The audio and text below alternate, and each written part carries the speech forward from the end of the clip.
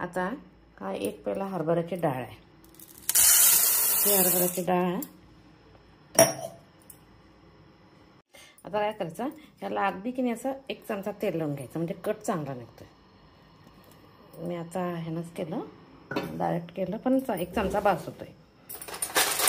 तर एवढं घालायचं तेल, सगळीकडे लावून घ्यायचं, म्हणजे डाळ हे होते चांगली शिजली जाते। आणि त्याच्यात पाणी घालायचं, गार पाणीच घालायचं, गरम पाण्यावर काय करायचं गरज नाही। आणि कुकरला हे होतं, चांगली शिजली जाते। आणि काय करायचं, वरती असलं तर लगेच हे येतंय, कटाची आमटी येण्यासाठी किंवा डाळ मऊ होण्यासाठी 4 ते 5 शिट्ट्या देऊन घ्यायच्या। गार झाल्यानंतर मग गूळ मिसळायचा। तर मी काय करणार आहे, हा 1 पेला डाळ घेतला की नाही, 1 पेला गूळ आणि थोडीशी वर 1 मूठभर साखर घालायची। गूळ आणि साखर दोन्ही घालायचे, पोळ्या छान होतात, टेस्ट वेगळी येते। हा 1 पेला हे घेतलेले मी डाळ, तेवढाच पेला गूळ घेतला, बारीक करून हातात घातला। आता त्याच्यावरती थोडीशी साखर घालायची, म्हणजे काय होतं डिफरंट टेस्ट येते। डाळ अशी मऊ घातली, निम्म पुरण असं हलवून ह्याच्यात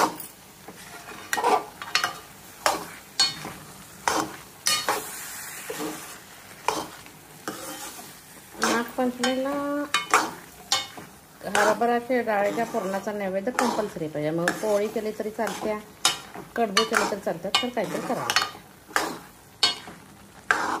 छानपैकी घट्ट होऊ द्यायचं, एकजीव होऊ द्यायचं, दोन्ही मिक्स होऊन।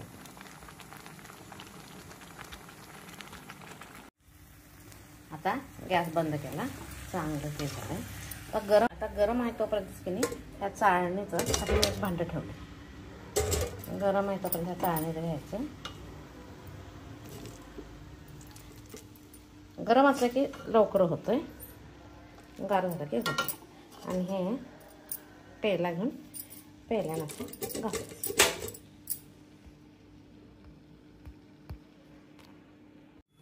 आता पुरण करून झालंय, पुरणाचे असे लहान लहान हे करून घेतले, उंडे करून झालंय। कणिक भिजवलं, जर अगोदर भिजवली की अशी मऊ व्हायला पाहिजे। तवा तापायला ठेवलाय। आता इकडं आमटीला जे मी हे पाणी काढलेलं की नाही हरभऱ्याच्या डाळीचं, ते गरम करायला ठेवलंय। नंतर फोडणी करून ह्याच्यात होतायची। पहिल्यांदा पोळ्या करून घेते, पुरण तयार झाले। आता काय करते, कणिक मळून घ्यायला पाहिजे नाही पुरणाची पोळी म्हटल्यावर। त्याच्यासाठी मीठ, हळद आणि थोडंसं तेल घातलंय। हळद का करायची, म्हणजे पोळीला कलर साधारण पिवळा येतो, चांगलं वाटतं। कारण गूळ साधारण काळा असला तर प्रॉब्लेम येतो नाही, सध्या आपण सेंद्रिय गूळ वापरतो, एखाद्या गुळाचा कलर चेंज होतो, डार्क असतो। आणि पुरणाच्या पोळीला मीठ करेक्ट घातलेली कणिक असली तरच पोळी येते, नाहीतर पोळी फाटते।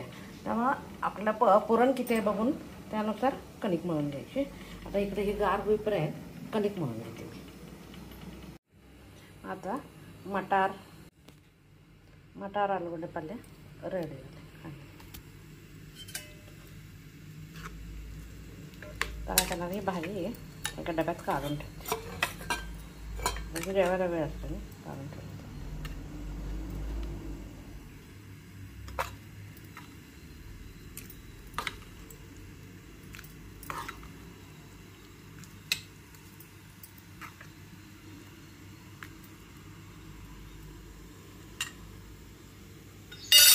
गार झाल्यावर परत चिकन करते।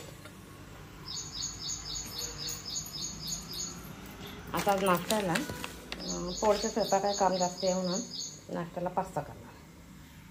पाणी गरम करायला ठेवलं, पास्ता करणार। आता डाळ शिजली काय बघते, डाळ मस्त शिजली गेली, मऊ झाली। असे व्हायला पाहिजे बोटचे पीठ। अजून जरा वाफ आहे की नाही।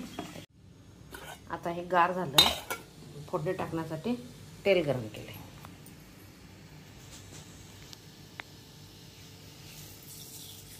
मोहरी, जिरे,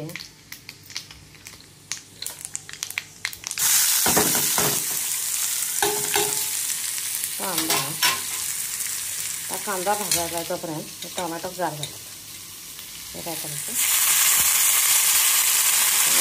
मगाशी येत नव्हतं, कारण काय होतं मगाशी फार गरम होतं ना करायला गेलो ना. हाच मसाला दुसरा काय पिकले सगळं ते हा मसाला वापरायचा शेंगदाण्याचं तेल खोबऱ्याचं वगैरे काय आणि 1-2 बटाट्याच्या फोडी घेते.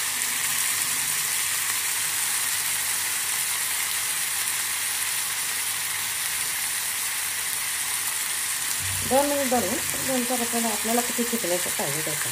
आता पोळीचं स्वयंपाक आपल्याला करायला लागला ना त्यामुळे जरा ठीकच लागते तरी काय लागत नाही.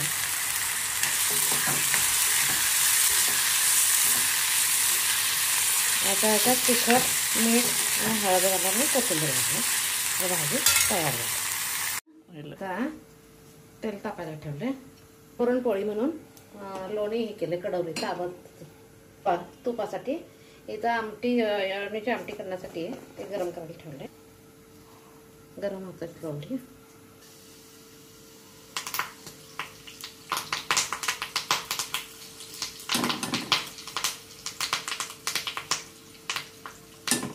आलं लसूण खोबरं पेस्ट जास्त तेल वापरायचं नाही कारण आता इकडं पापड पण तळून ठेवलेत. तूप पाहिजे पोळीला जास्ती प्रमाण जाऊ नको म्हणून अगदी भाजेपर्यंत तेवढं हे गरम केलं पाणी गरम करून ठेवलं.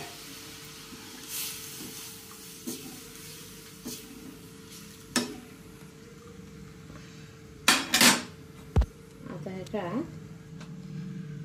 हे छान त्याला कढी हे तवा हे उकळू द्यायचं. उकळलं की कोथिंबीर घालायचं तर मीठ घालते चवीपुरतं. कटाची आमटी तयार. कोथिंबीर घालते.